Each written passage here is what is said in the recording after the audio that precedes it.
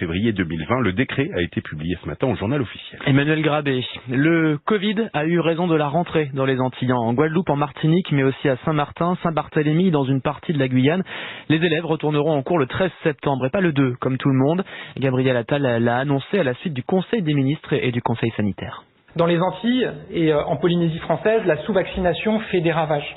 Et le taux d'incidence, la tension hospitalière et le nombre de décès sont inédits.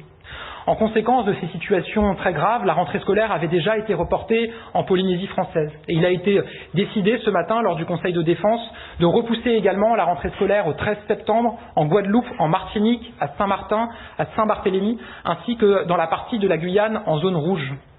Par ailleurs, nous avons décidé de prolonger jusqu'au 15 novembre l'état d'urgence sanitaire aux Antilles, en Guyane et en Polynésie française. Un projet de loi sera présenté en Conseil des ministres la semaine prochaine. Ce sera le 10e projet de loi relatif à la crise sanitaire depuis le début de cette crise. Gabriel Attal, le porte-parole du gouvernement à la sortie du Conseil des ministres.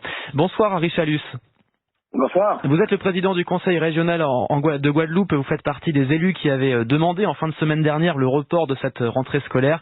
Vous avez été entendu. Est-ce que le gouvernement avait vraiment le choix?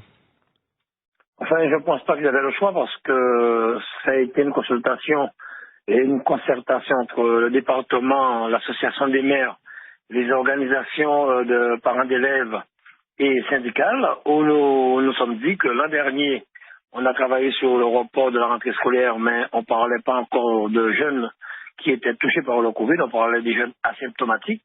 Aujourd'hui, beaucoup de jeunes sont touchés par ce Covid, des jeunes sont même hospitalisés, des femmes enceintes sont touchées, donc il était très important pour nous de prévoir, de revoir la rentrée scolaire, trouver des moyens, des mesures à mettre en place, de manière à ce que nous puissions accueillir dans de bonnes conditions les élèves, mais surtout aussi le personnel qui travaille au niveau primaire, au collège et lycée. Alors justement, une nouvelle fois, la scolarité des élèves est mise à mal. Comment vous comptez y remédier, vous, élus et le rectorat? Moi, je pense que c'est pas mis à mal, parce que nous avons l'avantage ici d'avoir des périodes de vacances, que nous pourrons rattraper ces jours perdus. Nous avons la Toussaint, nous avons des fêtes qui n'existent pas au niveau de l'Hexagone. C'est entre nous, élus, entre nous, organisations syndicales et parents d'élèves, à trouver des solutions pour pouvoir rattraper ces jours que les jeunes perdront. Donc, moi, je préfère qu'ils perdent une semaine, 2 semaines, qu'ils perdent la vie, que des parents perdent la vie. Nous avons beaucoup de jeunes qui ont perdu un parent, un oncle, un frère ou une sœur, et des parents même qui travaillent dans les lycées, dans les collèges, dans les écoles primaires qui sont décédés. Comment penser faire une rentrée où les gens sont vraiment affectés par la perte d'un proche? Donc, c'est ensemble avec l'académie, avec l'État, les collectivités. Nous avons mis en place une cellule pour pouvoir réfléchir déjà à la rentrée administrative du personnel de l'éducation et au fur et à mesure des élèves. Au niveau de la région, nous allons mettre tous les moyens parce que les jeunes au lycée sont déjà plus adultes pour qu'ils puissent avoir des cours à distance en mettant les moyens informatiques en place. Mais ce que nous voulons, c'est protéger la santé des Guadeloupéens, qui est primordial pour nous. Si on en est là, justement, c'est que la situation sanitaire ne s'améliore pas vraiment. 1900 cas pour 100 000 habitants, des services de réanimation toujours saturés. Vous attendez encore des renforts? Enfin, nous avons eu des renforts. Je les remercie. Je remercie tous ceux et celles qui ont décidé de venir porter main forte à la Guadeloupe et à la Martinique, et peut-être aussi à la Polynésie. Ce qui a été fait aussi à un certain moment par des Guadeloupéens qui ont porté aussi leur concours quand il y avait des catastrophes dans d'autres régions. Je les remercie. Nous allons faire face. Bon, vous savez, nous sommes vraiment touchés actuellement. Nous avons beaucoup de décès dans notre région. Ça s'est passé dans d'autres régions l'an dernier, que ce soit au Hauts-de-France, dans le Nord et dans le Grand Est. Et aujourd'hui, ce sont les Antilles. Donc, on va faire face.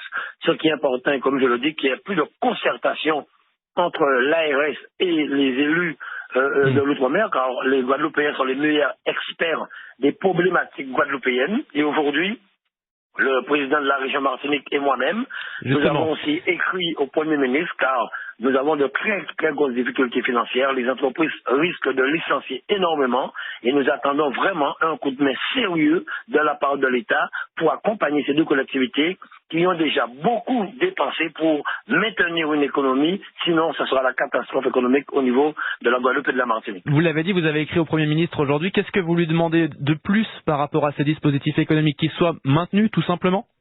déjà maintenues, mais aussi qu'on puisse revoir un peu les aides apportées aux deux collectivités qui ont beaucoup passé pour accompagner sur des fonds d'urgence personnels. Et il faut que nous ayons effectivement, parce que vous avez les coiffeurs, les restaurateurs, des événementiels qui sont touchés.